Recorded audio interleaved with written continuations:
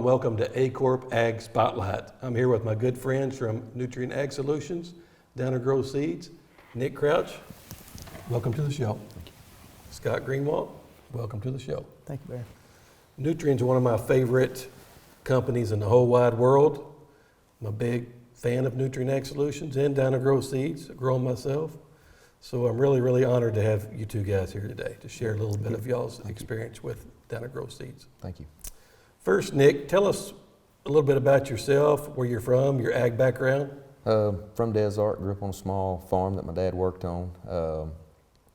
Got a degree in ag from Arkansas State. From there, I was cut my teeth as an independent consultant for about 10 years, and then worked for Terrell Seed as an agronomist for several years, and then was able to move up with Monsanto, and then from there to Nutrien. And I'm an agronomist for the Mid-South, and I'm based out of Jonesboro.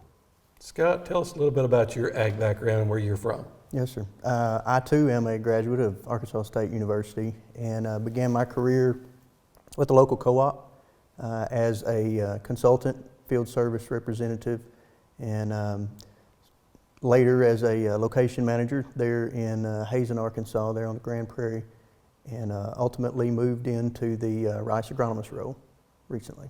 Very good. Nick, tell us a little bit about the history of Dynagro Seed. Most people that are in the cotton, corn, soybean belt have heard of Dynagro Seeds, but not a lot of people know about the history. So tell us a little bit about the history of Dynagro Seeds. Yeah.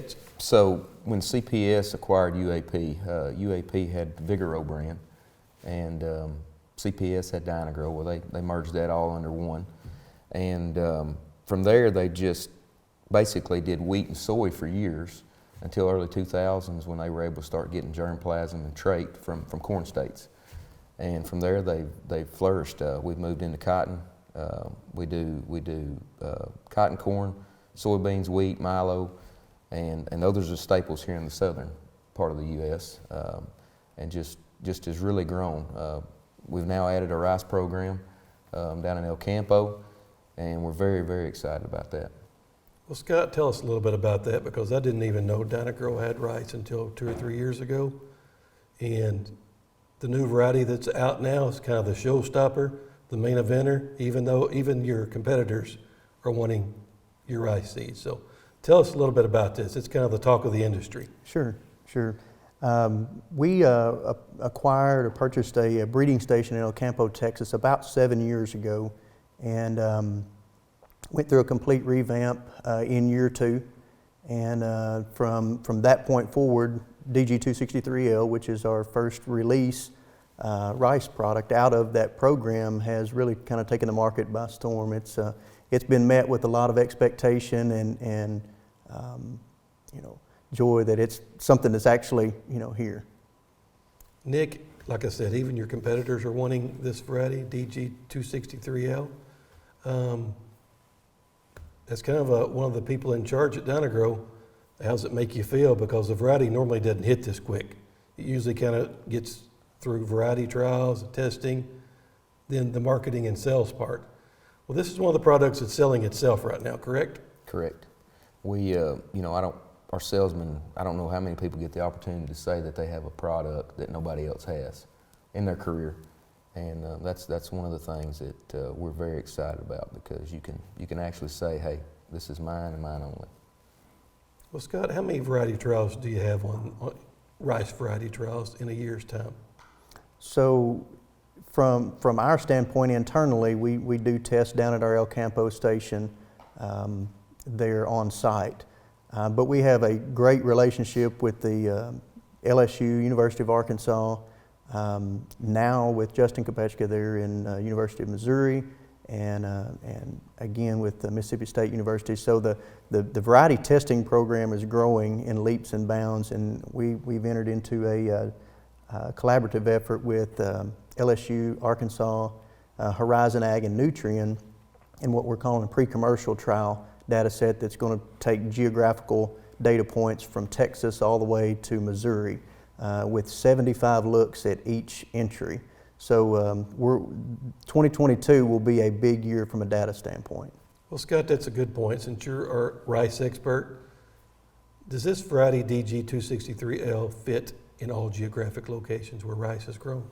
So interestingly, when we look at 263L, our senior breeder, Dr. Shao, did a phenomenal job, he and his team, identifying and selecting this particular product. And in all reality, you couldn't have scripted it any better because of its versatility, and it's so broadly adapted to fit a number of different scenarios, soil types, geographical areas. I know our good friend Zach Tanner here around Bernie, Missouri, really close to his farm right now. He's a big believer in DG263L. Tell us a little bit about that plot, working with Zach, and how that's just really blown up for him over the last couple of years.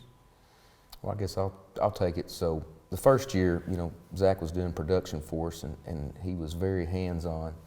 And when I say hands-on, everybody from grain cart driver to the combine knew that there was something special about that variety, and had nothing but great things to say. We did a few population tests on his farm, and that's when we really noticed that we had something special. This is a variety that you can plant at lower populations, so you're not planting at your traditional conventional levels. You're dropping it down into those hybrid populations, which really is exciting. I mean, for me, Scott, this is somebody that was in the minor leagues the first month of the season, and they're hitting cleanup like a month later. So this variety's really hit. So the variety's having to catch up with the marketing, or vice versa. The marketing's actually having to catch up with the variety because it's hit so big so quick. So you're not really having to do that much marketing right now, right? That's correct. Again, the yield trials have been very favorable in showing us the versatility of the product. And so when we step on a farm, a lot of times we're met with the question around 263 rather than the other way around. And so it's a great experience to be able to do that. So Scott, what are farmers looking for in a variety? What are the characteristics of DG263L? So DG263L is a long grain conventional inbred variety with high milling, excellent yield potential, low chalk, high amylose for those particular markets, and an extremely good disease package with good standability. Scott, this is maybe the only variety on the market that has a combination of everything that the grower's looking for. There's always a paradox, milling for yield. So tell us a little bit about that. Yeah, so the market has, in the past, the market has always had high yielding cultivars that struggled to mill well. They've also had good milling varieties that have struggled to yield well. DG263 marries both of those components together and offers that in one package to the grower at an excellent price point. A lot of farmers think they're getting yield and milling, but really this is the first time where there's actually been hard data to prove that, correct? That's correct. Yeah, 263 is, again, from a yield standpoint and a milling standpoint, capturing a lot of attention. Scott, since this product came to market so quick, unbelievable how quick it came to the market. There's got to be a lot of research and research trials behind it. I mean, I'm sure you have research on row rice. That's kind of a new fad the last 5 years. So tell us a little bit about the research program and as it relates to row rice. Sure. And I would be remiss if I didn't mention Dr. Shao and his team at El Campo, the tremendous effort that they put into the research to bring these products out. He and Dr. Chu, the two breeders there on the station, and their team do a phenomenal job of keeping the pipeline full and constantly selecting for new products. We have a great relationship with Dr. Steve Linscomb and Adam Famoso at LSU, Dr. Hardkey at University of Arkansas, recently with Justin Kopechka, who's the new rice agronomist here in Missouri, and Hunter Bowman down at Mississippi State. And so in a collaborative effort with those guys, sharing information back and forth, we glean a ton of information that helps our program and theirs too. As far as row rice is concerned, that's something that's fairly new in the rice industry. It's not a new practice, but there's very little research that's being done on furrow irrigated rice. And so University of Arkansas is taking some steps towards that, and 263 has garnered a little bit of attention from a row rice standpoint, how it performs. And he and Dr. Chris Henry both, from an irrigation standpoint, are going to look at some trials for us in 2022 and hopefully build a platform and a foundation for 263's ability in furrow irrigated rice production. Well, Scott, you've kind of made a clear picture to me that DG 263L fits in almost every situation. Regular field rice, row rice, it fits pretty much any situation. Again, the versatility, the adaptability of this variety is truly something special for the rice industry. It's very rare that you find a product such as this, and even more rare that it's the first one you actually get to release. So Nick, in 2020, we blew this variety up, Dynagro did, right? And 2021 was the first year to commercially buy this seed. Correct. So in 20, so it's funny, COVID hit, and we were harvesting, and we barely got the rice to the U.S. And then we were able to place it on Zach Tanner's farm here in Bernie, and then we had it at Cache on our other production farm, and grew enough seed production to sell around 58,000 bags last year, and we've had a good run of seed production.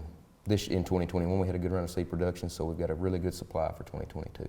Well, Scott, I'm amazed at how fast this has come to market. I mean, the seed production started in probably the research 2019. You blew it up in 20. I mean, that's incredible. Yeah, I don't know that the market has ever seen a variety that has moved so quickly for commercial production. It moved through the change extremely fast, and again, a huge testament to its yielding ability, going in and being able to plant those at lower seeding rates and lean on the yield capability of that particular variety to produce the seed for the subsequent crop. Well, Scott, what do we have in the pipeline for new varieties in the future, or rice varieties with Dynagro seeds? So currently we have two that we just harvested in Puerto Rico a couple of weeks ago. We have another long grain inbred variety that is going to be primarily for the ratoon market in Texas and Southwest Louisiana, 2065.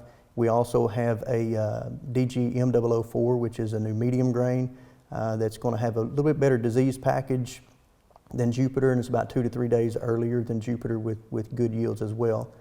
Down the road, we do currently have hybrids on their way to the market as well, and we're pretty excited about those. Nick, there's a lot of excitement around Dynagro seeds, especially if you're dealing with rice and rice varieties.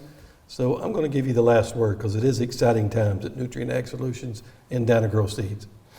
It is. Our salesmen, like I said earlier, they've got a product that nobody else has to sell, and it's a product that we can offer to our farmers to give them a different option. And we are truly excited for this year, and we have a good supply. If you'd like to try our Dynagro rice, just reach out to your local Nutrien representative. I think it's important to say again, because there's a lot of rumors out there that you're sold out. You're definitely not sold out of rice seed, correct? Not sold out, no, sir. But you want to be. That's the goal. DG 263L, the leader in rice varieties. It's been exciting talking to these guys today. Nick Crouch, Scott Greenwalt, thank you guys for being here. My good friends from Nutrien Ag Solutions, Dynagro seed. The future of rice is right here, Dynagro seed.